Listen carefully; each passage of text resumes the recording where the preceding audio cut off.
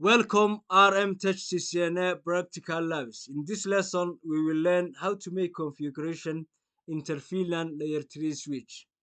Inter-Vlan routing using a layer 3 switch is a network configuration where the switch performs the routing function between different VLANs, eliminating the need for a separate router. If we talk about disadvantages, it's a performance, scalability, reduced complexity, improved fault tolerance, cost effectiveness, centralized management, increased visibility, and so on. So, we will take in these following steps. So, first, we make the power supply on the layer 3 switch, and then we assign the IP addresses for the species, and then we create the VLAN and its interfaces, and then we IP address in the layer 3 switch. So come to switch and take the power supply. We will start in this switch in our configuration. Okay, in the next step we will assign all these pieces in the IP addresses. So come this PC. Okay, it's 192.168.1.10. Okay, and this one is 192.168.1.11. So come this PC and select desktop 192.168.2.10. Okay, 192.168.2.1, the default gateway on the VLAN 20. Okay, 192.168.2.11, the default gateway 192.168.2.1. Come to VLAN 30, 192.168.3.10, 192.168.3.1.3.1,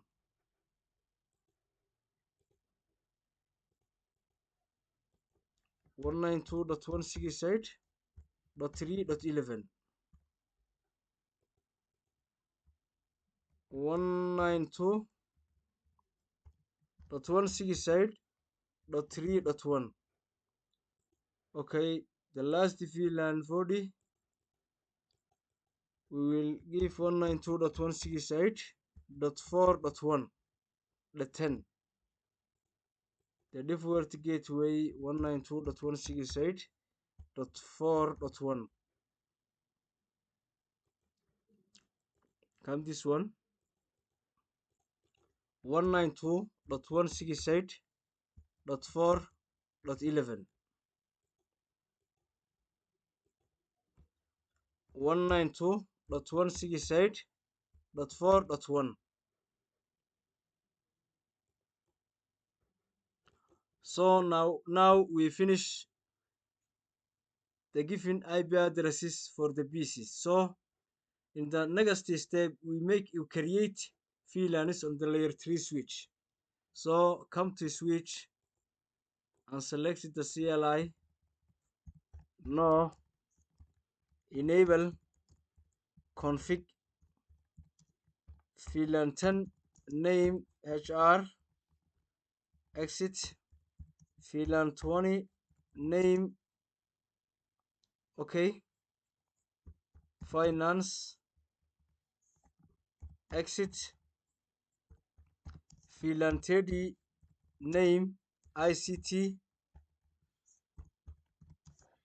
VLAN 40 name. Okay, gust, exit.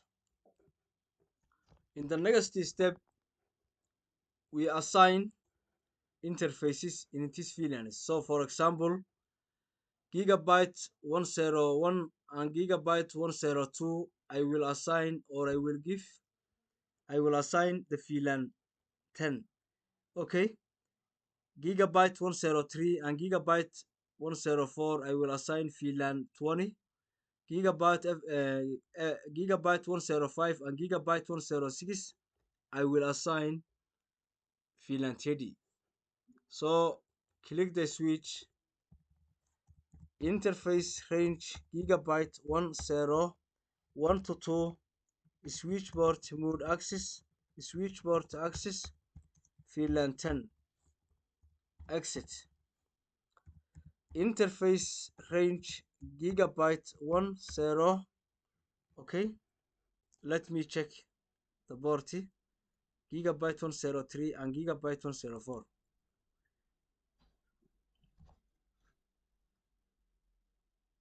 Okay, 3 to 4, switchboard mode access, switchboard access, VLAN 20, exit. Interface range gigabyte 105 to 6, 5 to 6, switchboard mode access, switchboard access, VLAN 30, exit and do right.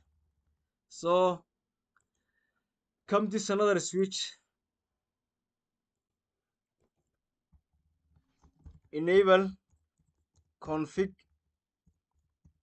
VLAN 40 name. Okay, name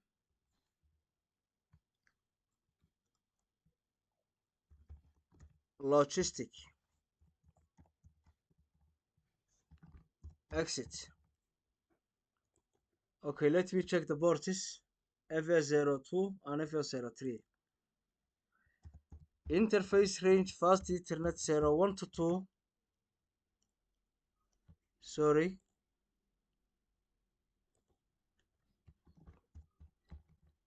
Interface range fast Ethernet 02 to 3. Switchboard mode access.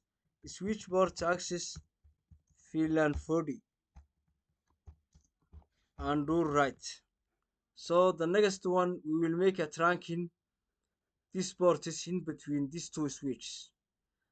And its number is FS01. So interface fast Ethernet 01, exit. Interface fast Ethernet 01, switchboard mode trunk. Come this another interface layer 3, switch, exit, config T, interface gigabyte 107, switchboard mode trunk. So in our next step, we will assign the IP addressing for the layer 3 switch. So click the layer 3 switch,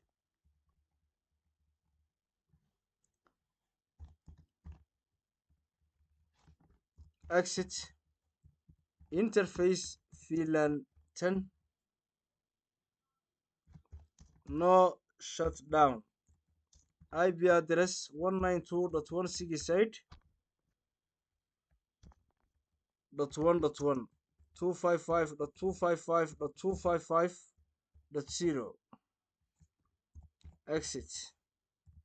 Interface VLAN 20, no shutdown, IP address 192.168.2.1, 255.255.255.0, exit.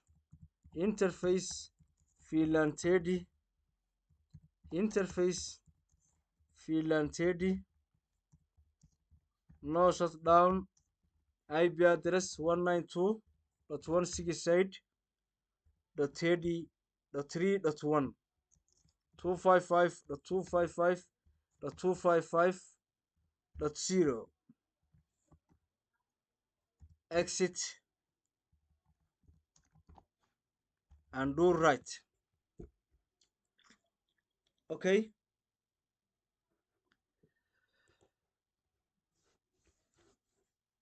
now we will come in this, yes, Okay, so we will try the VLANs can ping or not. So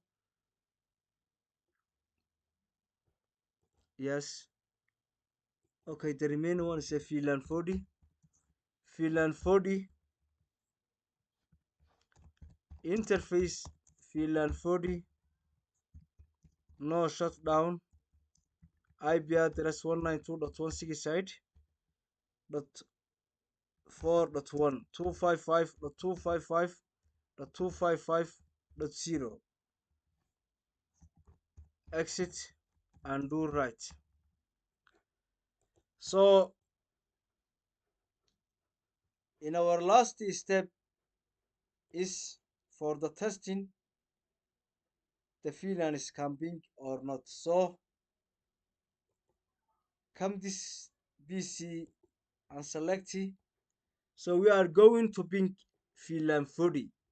So ping 192.168.4.10. Sorry, I forget.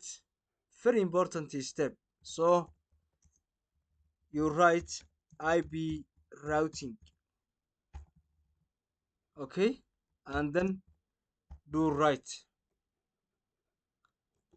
So come this PC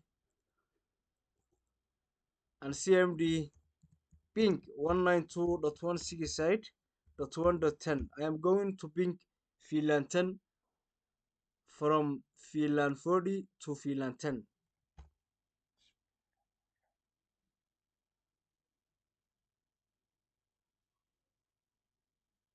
As you see in here, VLAN 40 can ping VLAN 10. So we will test VLAN 20 ping 192.168.2.10.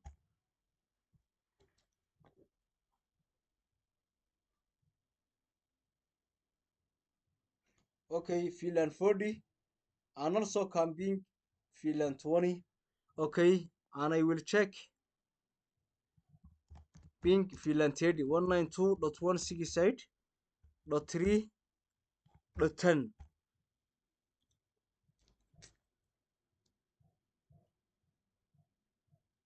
And also it can ping VLAN 30. So it means in our hosts can reach or it can ping. So now we finish the configuration Inter-Vlan layer 3 switch.